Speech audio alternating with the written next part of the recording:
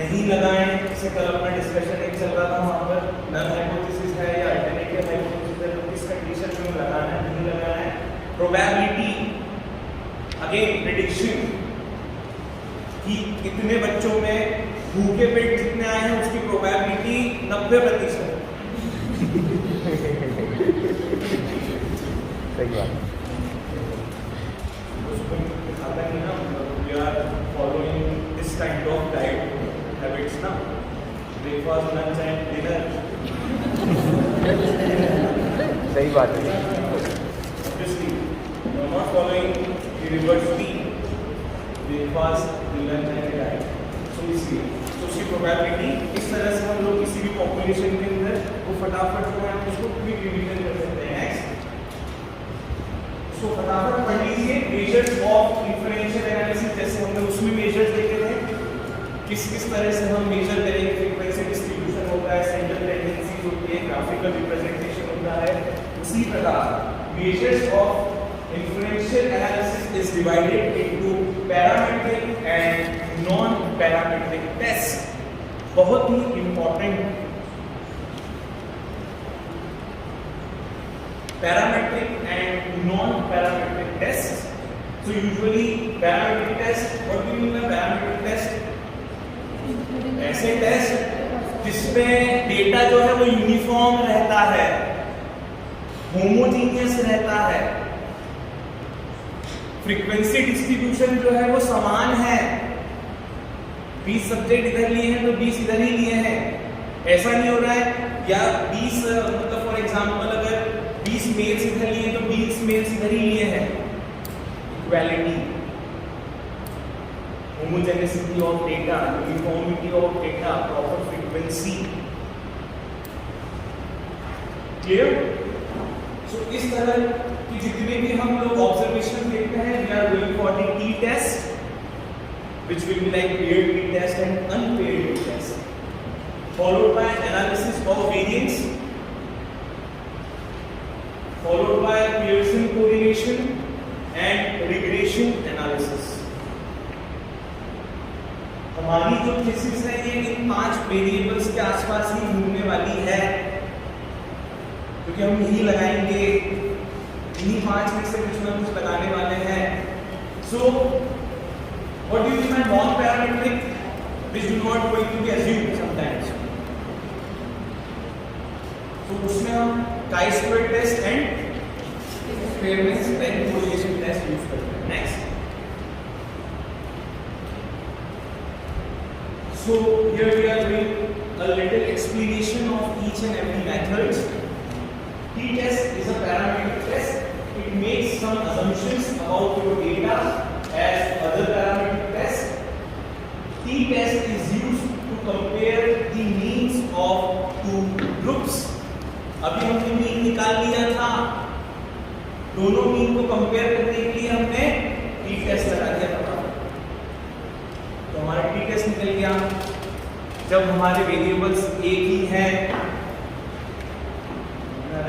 10 लोगों के लिए 20 लोगों के लिए फटाफट लिया, तो इस हिसाब से हमारे जो वेरिएबल्स अगर एक हैं तो हम फटाफट टी टेस्ट जो है उसको यूज कर सकते हैं और अपना डेटा इंटरप्रेट कर सकते हैं।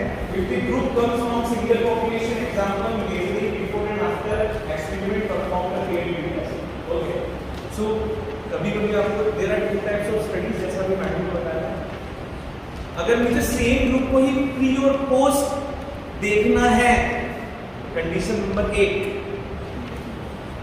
सेम ग्रुप को प्री और पोस्ट देखना है। कंडीशन नंबर 2, मुझे 2 अलग-अलग ग्रुप को प्री एंड पोस्ट देखना है। Inter group and intra group. For example हम अगर एक ही ग्रुप में एग्जांपल में दे सकता है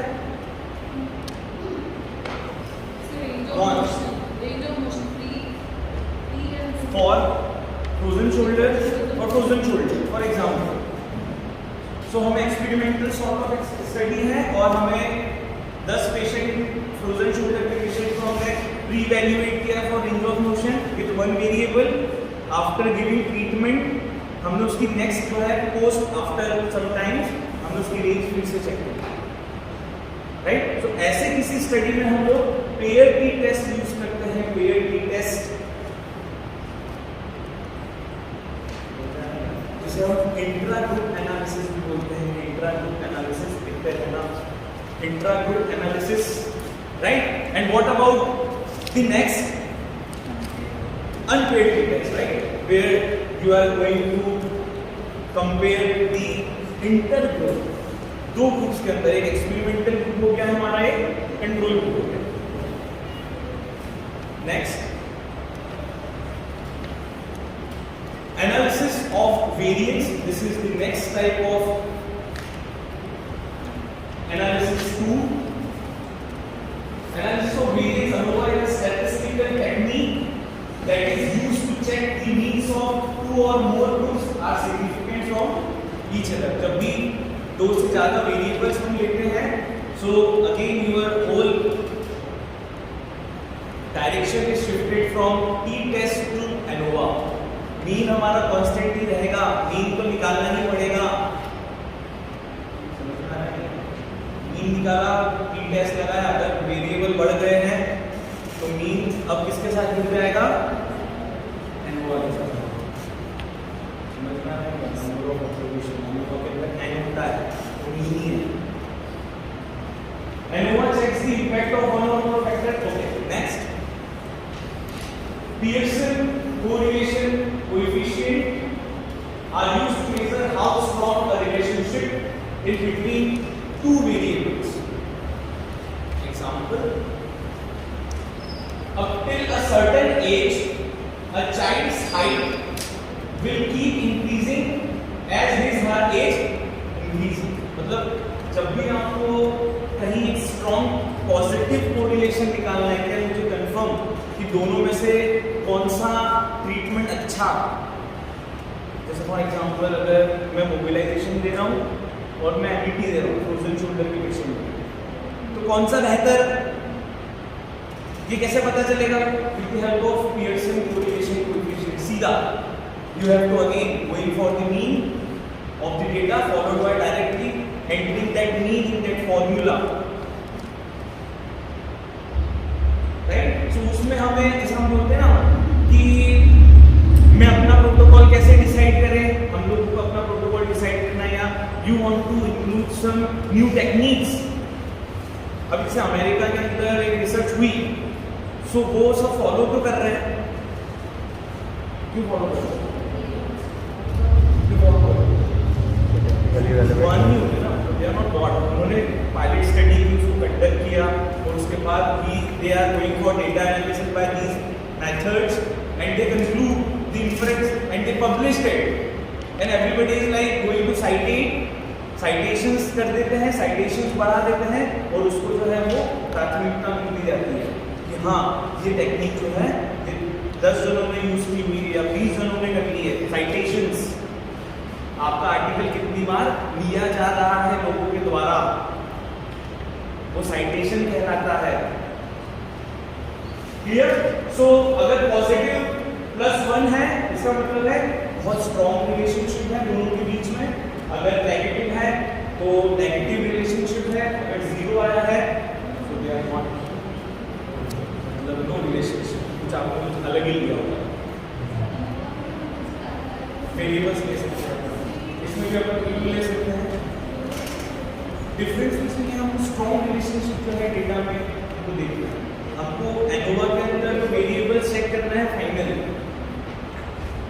यहाँ पर हमको स्ट्रॉन्ग रिलेशनशिप कौन सा वेरिएबल अच्छा, दिस इज अलग सॉर्ट ऑफ स्टडी ना। आपने वही मैंने बोला कि आप कोई रिव्यू ऑफ स्टडी कर रहे हो, सो रिव्यू ऑफ स्टडी में आपने ऐसे आर्टिकल निकाले जो 2 मेथड्स को ही बेस्ड हैं और उसमें आपने रिव्यू करके ये कंक्लूड किया है कि भैया एक्सिला के अंदर अल्ट्रासाउंड लगाओगे तो मोबिलिटी बढ़ जाएगी।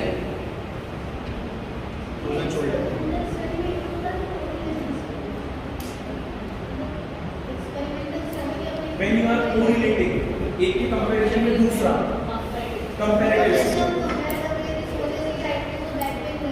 नहीं उसको नहीं उसमें नहीं लगता है, नहीं टेक्निक्स को कंपेयर करें तो एक यूनिफॉर्मिटी डाटा रखना पड़ेगा।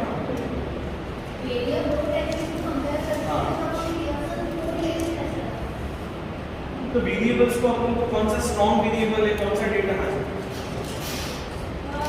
पियर्सन कोरिलेशन जब लगाया जाता है कि जैसे कि हमने अल्ट्रासाउंड दिया तो पेन इंक्रीज हुआ, तो पेन इंक्रीज हुआ, पेन डिक्रीज हुआ, अल्ट्रासाउंड लगाने के बाद पेन डिक्रीज हुआ, तो अल्ट्रासाउंड लगाने से पेन डिक्रीज हो, हम अल्ट्रासाउंड लगाने से पेन डिक्रीज हो, तो पॉजिटिव कोरिलेशन पे जाता है ना।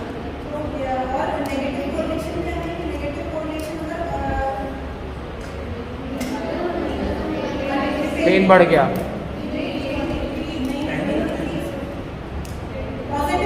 मार्कर मार्कर दो,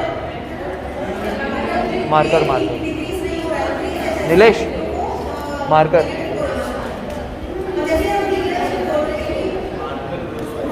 जरा आने एक मिनट।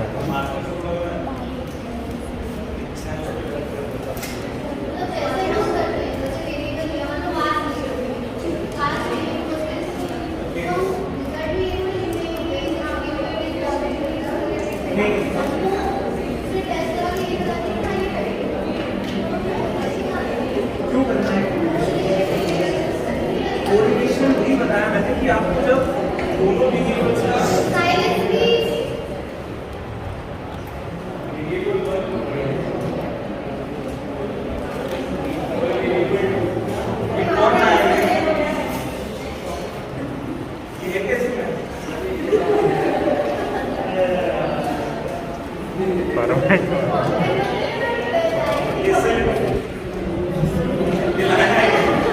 परमानेंट तो नहीं है, परमानेंट बात करो।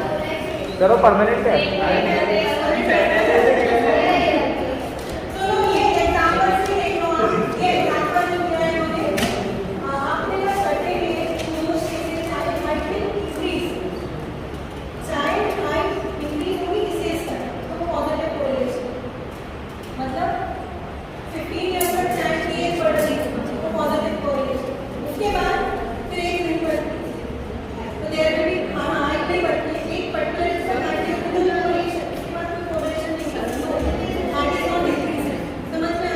मैडम इसमें एज और हाइट दो वेरिएबल है,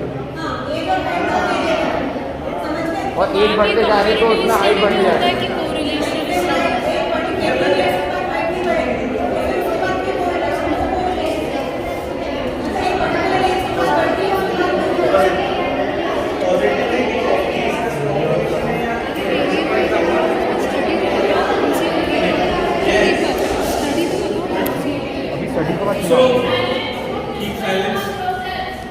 आपके जो भी डाउट्स हैं वो कागज पे लिखिए, अपन डिस्कस करेंगे। See the graph. This graph is called as the linear pattern of defining the data. What do you mean by linear pattern? When the two quantities are directly proportional to each other, then the graph comes out in this way, right? So it will show the Pearson correlation coefficient shows the linear pattern. एक के साथ दूसरा, एक के साथ दूसरा, अगर वो चेंज हो रहा है या नहीं हो रहा है, समझ में आ रहा है? तो उसको हम लोग इस तरह से जब हम कोरिलेशन करते हैं तब लगाते हैं। Next, yes, very important, the regression analysis. Regression means the step back, the prediction. Usually इस तरह से आप जो है वो प्रिडिक्ट करते हैं। फॉर एग्जांपल, मैंने इसका एग्जांपल दिया कि पॉपुलेशन के साथ जो है वो पॉल्यूशन बढ़ रहा है। Is a set of statistical method used for estimation of relationship between dependent variable and one or more independent variable. Dependent variable और इंडिपेंडेंट वेरिएबल के बीच की जो रिलेशनशिप है वो रिग्रेशन एनालिसिस से निकलती है। एग्जांपल जैसे मैंने आपको दिया था कि SWD और हमारा जो है वो पेन, या फिर मैंने आपको एग्जांपल दिया था कि पॉपुलेशन के साथ साथ जो है वो पॉल्यूशन बढ़ रहा है, इस तरह से। सो जब आप प्रिडिक्ट करते हैं किसी भी चीज के लिए तो उस कंडीशन में हम लोग रिग्रेशन सॉर्ट ऑफ एनालिसिस करेंगे। बहुत सिंपल है, अलग ही पैटर्न है। ये वाला फॉर्म ऑफ रिसर्च डिजाइन अलग है, इसके पहले वाला अलग था। Next chi-square test. Again, it is a form of non-parametric test, जहां पर हम प्रिडिक्ट करते हैं। अगेन फिर से एक, जैसे फॉर एग्जांपल एक कंपनी है, तो कंपनी में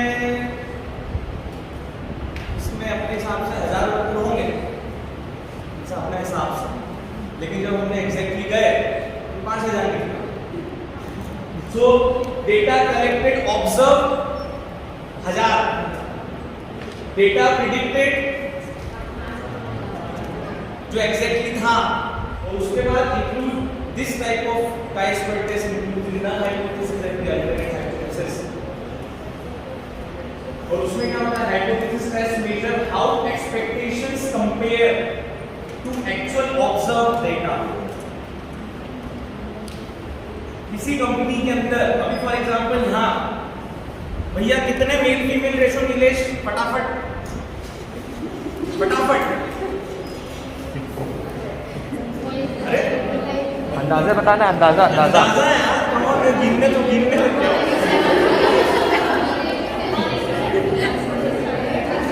मतलब जैसे मैंने बोला 1 to 7, और थोड़ा सा डिफाइन करते हैं, टोटल 50 में से कितना कितना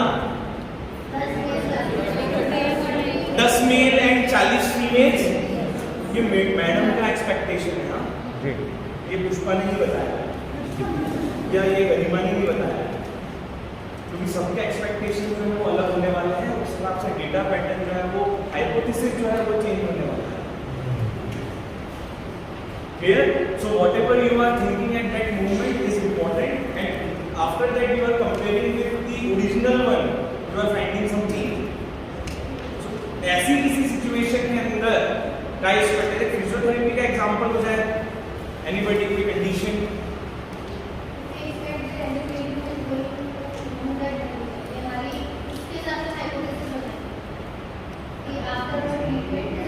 yes exactly, जैसे फॉर एग्जांपल ऐसा करने से ऐसा होगा, ऐसा करने से ऐसा होगा, अब वो होगा कि नहीं होगा, वो कैलकुलेट करके पता चलेगा। chi-square बताएगा ना, अरे वो यही तो बताएगा, समझ में आया? If your variables, your data is like more pronounced, again your mean is like going to be constant, mean निकालना है, followed by simple putting the m values in this chi-square formula, what you are like predicting.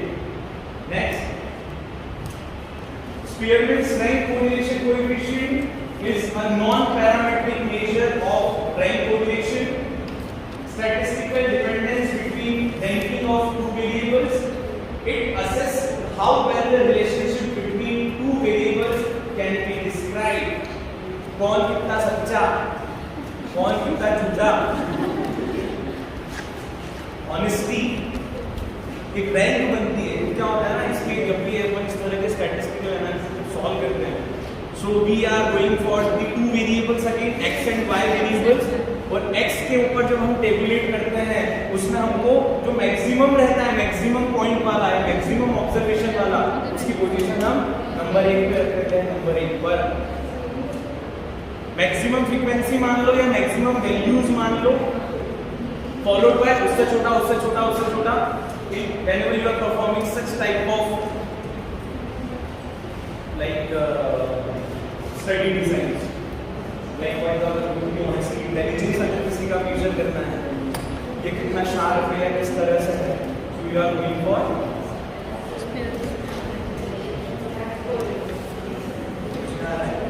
तो हमें अपनी study पता है, कौन सी study किस पे कौन करने वाला है, सो हमने अपने की पॉइंट्स जो है वो पिक कर लिए होंगे, कौन सा टेस्ट जो है हमें किसकी तरफ जाना है, वो बहुत इंपॉर्टेंट है। नेक्स्ट,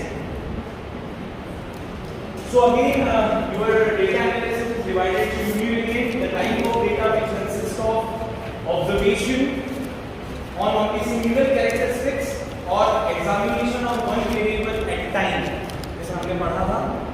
यूनिवेरिएट का मतलब example rate of college students, clear? Example of univariate tools इस तरह हम एनालिसिस किसका यूज करेंगे? Mean median mode, range formation, sort of. तो जब भी हमारा वेरिएबल को आप डिसाइड करोगे कितने वेरिएबल, जितना वेरिएबल आप लोगे उतना डिफाइनिंग जो है वो बढ़ जाता है। जितना कम वेरिएबल लोगे ऑब्वियसली वो उतना आप सिंप्लिसिटी की तरफ जो है वो अपना टारगेट जो है डेटा यूनिफॉर्म कर सकते हो और उतना सिग्निफिकेंट होने के चांसेस जो है वो बढ़ जाते हैं। इट डज नॉट मीन कि हम एक लेके थीसिस कर रहे हैं। Next, bivariant analysis of two variables for the purpose of determining the relationship between them or examination of two variables simultaneously। हम दो वेरिएबल्स को एक साथ जब एग्जामिन कर रहे हैं, वेक्टोरियस माइनर लेंथ और lateral scapular slide test, the position of rested scapula over thorax, ये दो वेरिएबल जो है मैं उसको आइडेंटिफाई करना चाहता हूँ। तो उस टाइम पर जो है मैं यूज करूंगा scatter plot diagrams, regression analysis followed by the correlation. We are going to compare pre and post again. समझ में आया? ये यूजुअली हम लोग करते हैं, हमारे थीसिस करते हैं, हम इस तरह के चीजों को इंक्लूड करते हैं, followed by the mean and median. Next, हाँ मैडम इसमें सारी चीजें हैं। तो बायोवेरिएंट में एक अलग टाइप है। जैसे फॉर एग्जांपल हमारी डिस्क्रिप्टिव एनालिसिस बायोवेरिएंट टाइप, जब हम स्टडी डिजाइन कोड करेंगे तो हमने ये हमारा इन टर्म्स ऑफ क्या है, वेरिएबल की टर्म्स में। आप वेरिएबल लोगे आपको बताया जाएगा मल्टीवेरिएट है या बायोवेरिएट है, यूनिवेरिएट है, आपको पता है डिस्क्रिप्टिव है, डिस्क्रिप्टिव, बायोवेरिएट, समथिंग समथिंग। नेक्स्ट,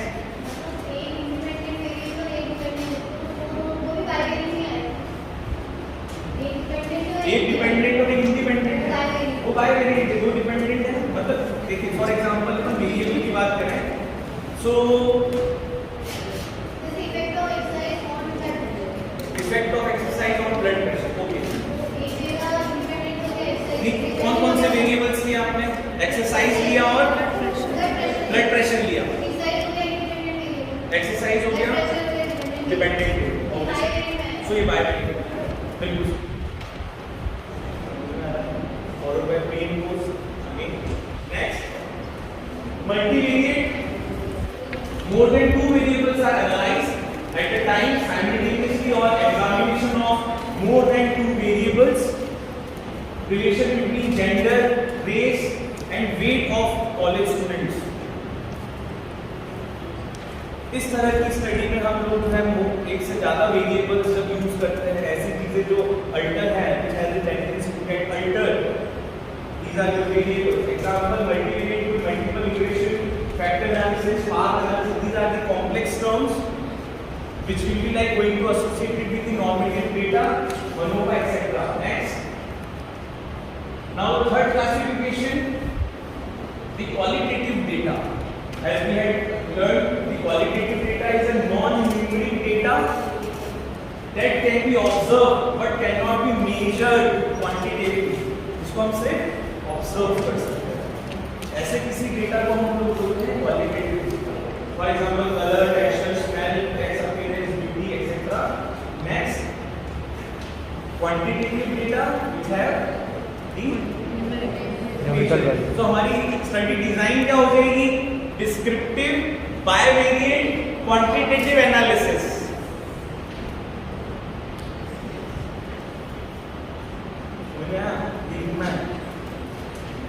पूरा आता है, ठीक है। तो इसमें क्या है, लेंथ, हाइट, एरिया, वॉल्यूम, ये सारी चीजों की न्यूमेरिक वैल्यू, क्योंकि आउटकम मेजर है इनको नापने के लिए, मेजर करने के लिए, इसलिए इनकी न्यूमेरिक वैल्यू रहेगी। और वो न्यूमेरिक वैल्यू जो है वो हमारा रेफरेंस आर्टिकल होता है, जिसके बिहाफ पे आप जो है उसको नॉर्मेटिव मानकर आगे चलते हो। Clear? Next, so this is after selecting the type of data analysis method, you are going for before data collection and after data collection the steps in the data analysis. Determine the method of data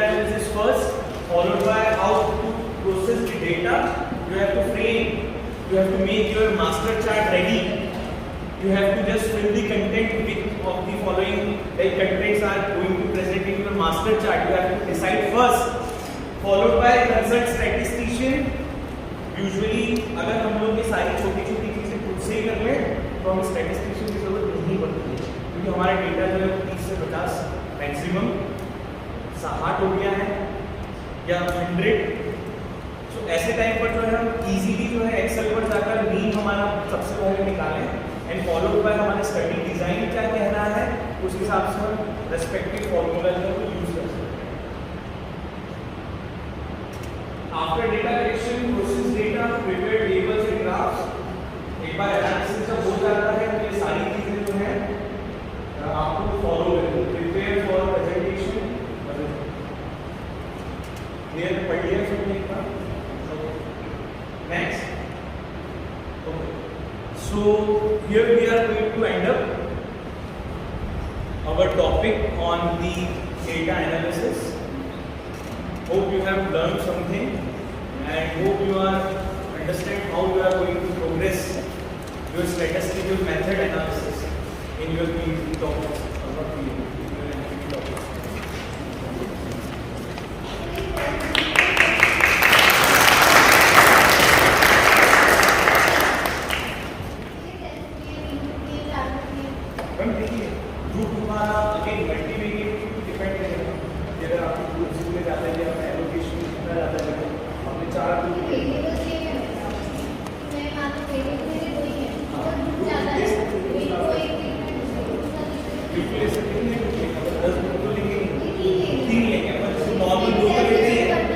एक experimental लेते हैं अपन, एक control लेते हैं, तो अपन एक mix ले लो, एक नॉर्मल लिया, एक्सपेरिमेंटल लिया, एक कंट्रोल लिया, एक मिक्स ले लो, कंजर्वेटिव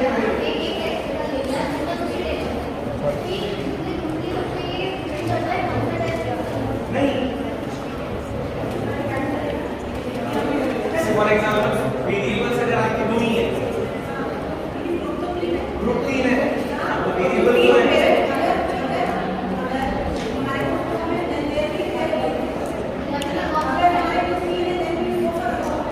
अगर हमारे वेरिएबल्स एक ग्रुप की बात नहीं चल रही, ग्रुप की बात नहीं चल रही, वेरिएबल्स की बात चल रही है।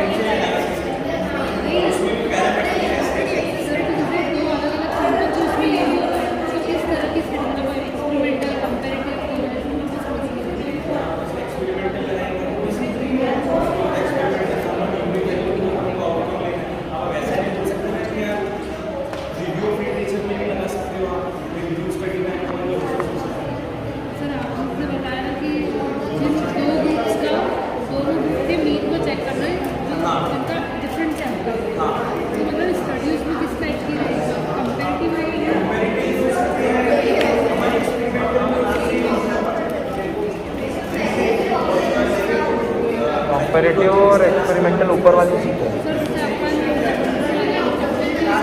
तो उसमें ये कोरिलेशन टेस्ट लगता है तो उसके अंदर न्यूमेरिकल है, क्वांटिटेटिव है, तो कैलकुलेट से लग जाएगा। तो सब में निकालना है, उसके बाद कंपेयर करना तो इन तो अपन फटाफट निकाल के अपन अलग अलग दो सेम पॉपुलेशन पीएसएन वाला सेम पॉपुलेशन के लिए लगाते हैं और ये जो एनोवा है ना ये दो डिफरेंट पॉपुलेशन मेरा एक्सपीरियंस कि मुझे देखना है कि लोअर बैक में लोअर बैक के पेशेंट के लिए मुझे देखना है कि उसकी स्ट्रगलिंग करना उसमें लगूंगी तो अगर मैं वही एक ले लूँ लोअर बैक का केस और एक में नहीं फेल करेगा अगर मुझे उसकी स्ट्रगलिंग से कैप्चर करना चाहिए ANOVA.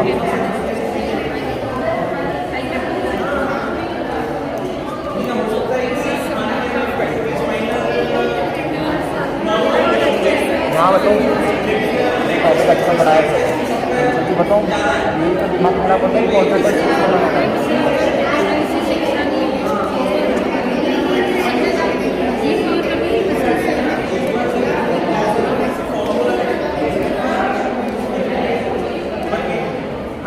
But it was nice. Actually,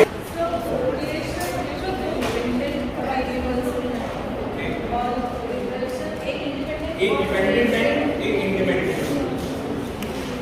ये एग्जांपल दीजिए। सर जैसे अगर मैं एज और वेट के ऊपर स्टडी करूँ कंपेयर करूँ तो ये रिलेशन है ये दोनों डिपेंडेंट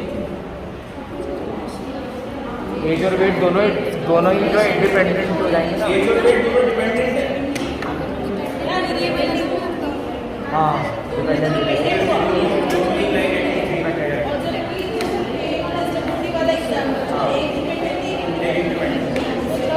मैडम इसमें भी एक चीज़ है दोनों के चेंजेस होने की संभावना है, एक के चेंज होने की और एक के चेंज होने की नहीं। सर इसमें भी एक चीज़ बोलूँगा इधर 18 साल तक तो एज बढ़ती है 18 साल तक एज बढ़ती है तो हाइट जो रहती है तो बढ़ती है लेकिन 18 साल के बाद क्या रहता है एज बढ़ती है लेकिन हाइट फिक्स हो जाती है। ब्रैकेट में लिखा था ना इन सम केसेस उसमें अपन रिग्रेशन एनालिसिस करेंगे ब्रैकेट वो रिग्रेशन एनालिसिस हाइट बढ़ना जो आप बताइए